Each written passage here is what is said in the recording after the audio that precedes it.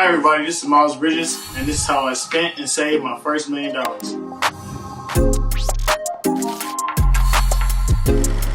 Shout out to all the healthcare workers risking their lives out there. You're doing a great job. Definitely support all of you.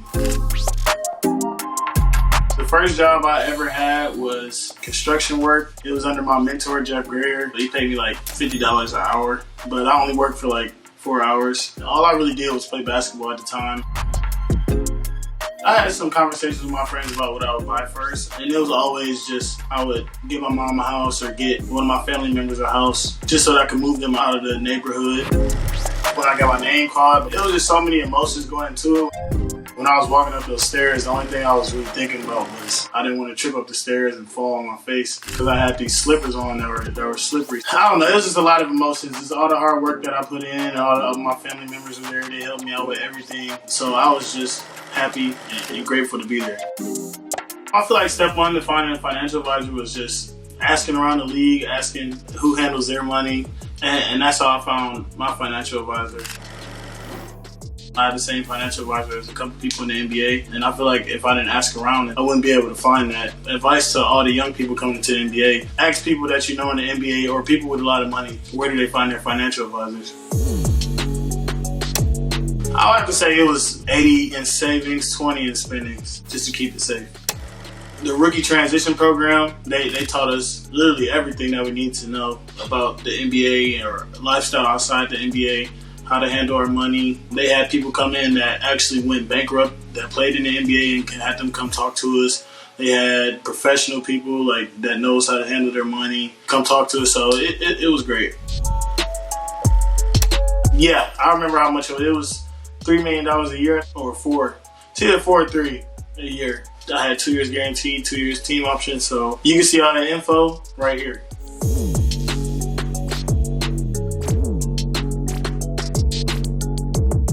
Okay, we talked about how I saved my money. Now let's talk about how I spent my money.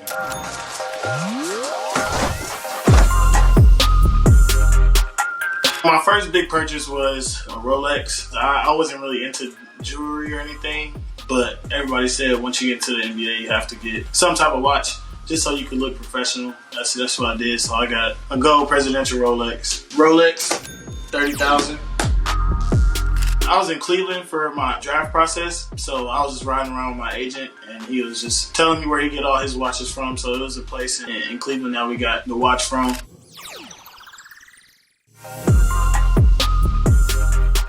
I have a son, his name is Ace. I got me a chain with the Ace signal, so that cost me about $15. I also have 2 more chains. One says RTB, which stands for Real Trench Baby, and the other chain is just a gorilla chain because it's my favorite type of animal. The RTB one was $5. The gorilla one was $35 or $40. Let's see. RTB chain plus the Ace chain, the gorilla chain, $60K on chains. It was a guy that I was introduced. He don't like when people know his name, so I'm gonna just keep it on the low. Just know it's my guy and he's legit.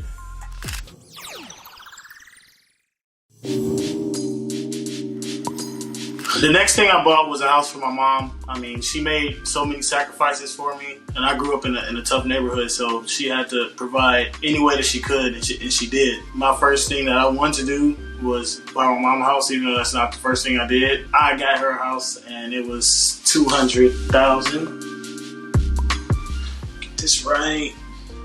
$200,000. I know my mom, she was always on my case when I was younger, so I wanted to move her at least 20 to 30 minutes away from me, just so she wouldn't bother me like she usually does. When she first seen the house, she just broke down crying, was hugging me, saying thank you. And she loves her house. She says even if I go anywhere else to play, that she would still stay in Charlotte and stay in that house. So she was very grateful, and I was happy to see that too.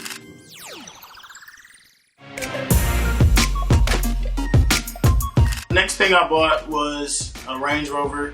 At that time, I had my son on the way, so I knew I needed room in the back seat for him. I was gonna get a Porsche or something else, but instead I just got a Range Rover to keep it safe. And I like my Range Rover. I got it wrapped, so it's matte black now. That was worth $100K.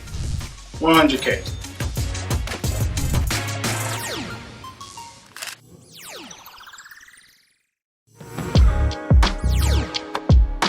After I bought my Range Rover, I bought my girlfriend a car too.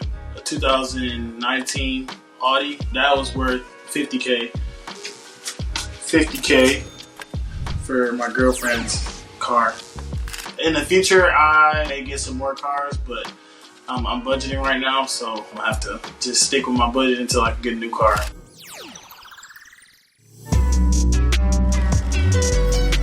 When I first got into the league, I wasn't really into fashion. I just wore straight jogging pants to the games, or if I went to parties, I just wanted to feel comfortable. My teammates, they started getting on me, telling me that, why don't you dress more? Why don't you do this? Why don't you do that? There was a couple teammates in particular. It was Kimball Walker at the time, my rookie year, Dwayne Bacon, Malik Monk, and Jeremy Lamb. They were all getting on my case about it, so I just figured that I had to get my fashion right. So I started watching those guys and see what they put on, and then I just added a little style to myself. Yeah, my rookie year, I probably spent only like 10K on, not even 10K on fashion, but my last year I probably spent 20, 30. Fashion, I got 30K for my first 2 years. I would say the top 3 best dressed players on my team would be Dwayne Bacon, number 1, Terry Rozier, number 2. It's a tie between Devontae Graham and Malik Monk. Worst dressed by far is Cody Zeller. But he doesn't care, so you can't really make fun of him, because if you make fun of him, he's just going to agree with you, so it doesn't matter.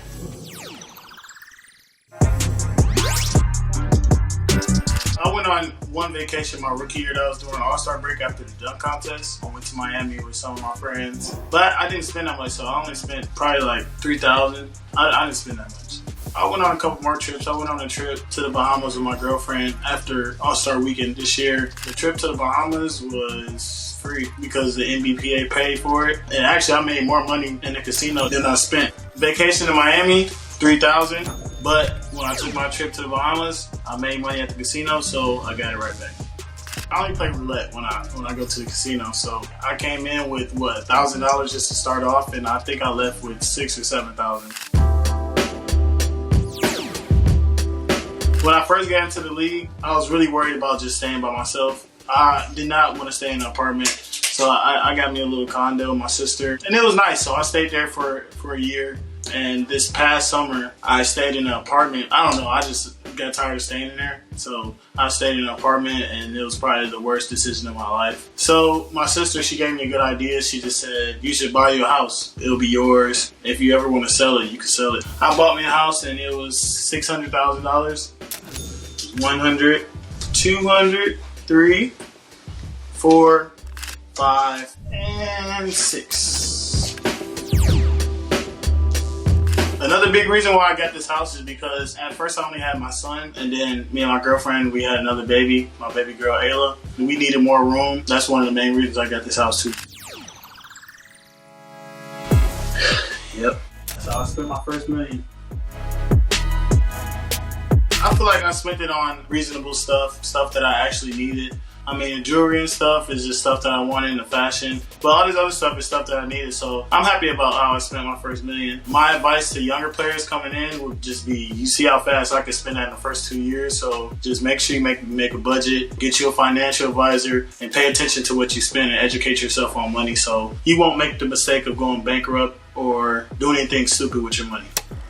All right, everybody, stay safe, wash your hands, wear a mask. I'll see you on the court soon.